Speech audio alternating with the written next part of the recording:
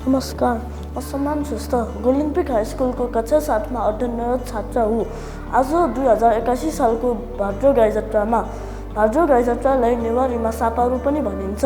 सा भनेको गाई भनेर बुझिन्छ भने प्रतिपदा तिथि भनेर पारुले बुझिन्छ। गाई जात्रा नेवारी सापारु काठमाडौँ उपत्यका सहित देशका विभिन्न स्थानमा मनाइने जात्रा हो। यो नेपाली समाजको एक महत्त्वपूर्ण सांस्कृतिक पर्व हो। यो नेवार संस्कृतिबाट सुरु भएको जात्रा हो।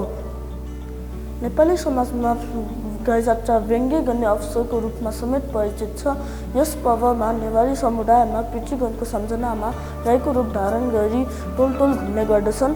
यस दिन भजन कीर्तन पनि गरिन्छ। यो जात्रा नेपाल सम्वत अनुसार गुङलागा पारु भाद्र शुक्ल पूर्णिमा अर्थात् जनै पूर्णिमाको भोलिपल्ट पर्दछ।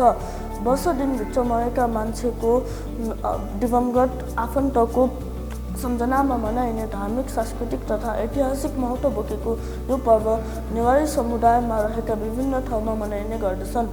यस पर्वमा मानिसले बिग्रेको पहिरन लगाउँछन्, मुखाकृति बिगारेर सहरभरि घुम्छन्, जसले गर्दा मानिसका मनका पीडा कम हुन्छ भन्ने प्रचलन छ।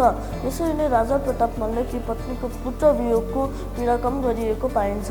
आज यही पर्व प्रत्येक वर्ष गाई जात्राको रूपमा हर्षोल्लासका साथ मनाइने गरिन्छ। धन्यवाद।